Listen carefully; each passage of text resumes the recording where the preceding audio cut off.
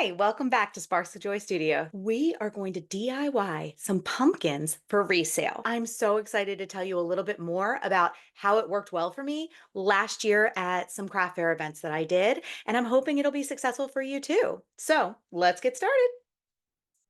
If you are a craft fair vendor or if you own a booth, you probably have already figured out that the best way to attract customers and almost guarantee a sale is to have small, inexpensive items that you can make in bulk at a low cost to you and price at a reasonable and affordable price for your customer.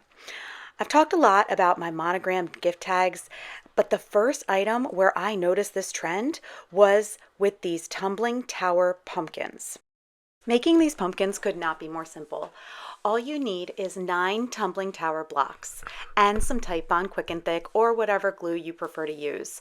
I do prefer not using hot glue only because the blocks won't adhere with that clean edge. There will kind of be a gap in between them with the hot glue. I glue 3 together and that serves as the middle of my pumpkin. I then go in a pyramid form, following up with 2 blocks and then 1 block on the one side, flip it over and do the exact same thing on the other side. So it's a total of 9 blocks, creating almost like a double pyramid. For last year's pumpkins, I used some sticks from my yard, but I also wanted to give you an idea of something else you can use as that stem on the top. This is the handle of those sponge brushes that you can buy in bulk, and they are really excellent for crafting. They became the stems of my pumpkins for this year. When it comes time to paint and embellish your product, this is where you can have a lot of fun. I choose to paint my projects after I've put them together and glued them together just because I feel like the paint sometimes affects the quality of the adhesion that I would get otherwise on the project. So it's my choice. It also is much easier to do in bulk and then spend the time choosing colors and picking out different embellishments. One thing I do want to mention is that even with these tiny projects, I still use my Fusion and DIY paint, some Dixie Belle paint I have in my stash. I really prefer quality paints even for these small projects. And there's a few reasons why this is my preference. With these kinds of paints, you are getting better coverage and it really allows you to achieve the desired color that you're looking for. And it's vibrant. Look at these vibrant colors you're getting. I mean, the durability of this paint is so much better. You have a smooth application, and honestly, a lot of times you're working with safer ingredients and a longer shelf life for your paint. So that is my personal preference for why I use those paints. Again, you can use whatever is best and most effective for you. What can a profit look like for you? Well, I bought my tumbling tower blocks for $3.98 each for a pack of 72. That is 6 cents a block. Now, I will tell you that Dollar Tree has it much cheaper, but we're going to use the cost that I spent on this for this example. I sold these at around $33 each. So I sold them for $4 each, or they could buy a bundle of 3 for $10. That gave me a profit of $2.79 per pumpkin.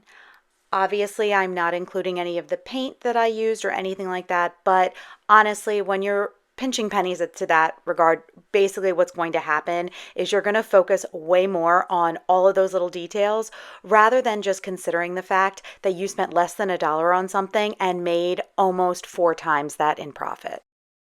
Now I want to show you something else I decided to do for this year, which can also yield a wonderful profit for you. I have these clothespins that I purchased last year around Christmas time and never used, and they've just been sitting in my stash. I have, I think, 200 of them. I decided to try to see if I could kind of replicate what I did with the tumbling tower blocks with these clothespins. So as you can see, I have one clothespin in the middle upside down, and I am gluing 6 clothespins around that one clothespin that is in the middle to create a pumpkin shape. What you will notice with this project is that I am using hot glue instead of the Titebond. I did try to use the Titebond, but because I'm working with round objects. It was so impossible because the Type Bond does dry quickly, but not quick enough. So I decided to use the hot glue, which honestly, because this is not something that has to sit flush against each other, it was perfect for what I needed it for here. And I use the Gorilla Glue hot glue sticks, which are very, very durable. And of course, gluing before I am painting for this project. Since I had these out, I wanted to give you guys a little bit of comparison of the different types of wax you can use, or just this is a dark and decrepit liquid patina, and then the antique and glaze from Fusion, just so you could see kind of what that looks like. It was always something that I was really curious about because every content creator has different finishes that they use. So I painted these pumpkins, each of them was in one of these different brands of finish. So the first one is the Folk Art Antiquing Wax. The second one will be that Dark and Decrepit Liquid Patina, and the third one will be done with Antiquing Glaze by Fusion. And here's what they look like now that they are dry. You can see there is definitely a very vast difference in color, which is why I pretty much like all three of them still. All right, for these clothespin pumpkins, I paid $7.84 for 100 of them on Amazon, which is 8 cents each, rounding up. And I used 7 per pumpkin, which is 56 cents a piece, selling them at $3.33, which is my plan for this year. I haven't sold them yet. My profit would still be $2.77. I had a lot of fun styling these up with different things in my stash, and I really do encourage you to not buy anything new and try to replicate exactly what I made, but more go into your stash and what do you have that you can use to embellish, because that's the big goal here. When you have these little projects that you want to sell at a really good price, you don't want to be spending a ton of money on them. That is something that I did and probably wrong last year that I'm trying really hard not to do this year. So I just grabbed some things. The pip berries were things I found at the Goodwill bins. I was able to get a lot of those little leaves, just pulling them off of different sprigs of greenery that I had, just to add some accents that made them look more like a pumpkin, and really did not cost me much at all. The last DIY pumpkin I want to show you for today is one that I created using some spools from my stash.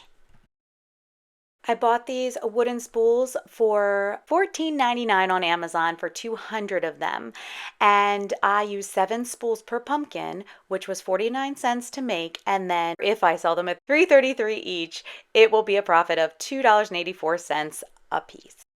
I use the same method for these pumpkins that I did for the clothespins, putting one in the center and then gluing the other 6 around the middle one. Thank you so much for joining me for today's fun DIY project.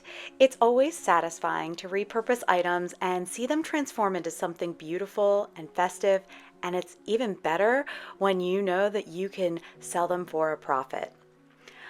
I hope this project inspires you to get creative with what you have on hand in your stash. And remember, crafting is all about experimenting and having fun. So don't be afraid to put your own spin on this. If you've enjoyed today's video, please give it a thumbs up and subscribe for more crafty DIY ideas.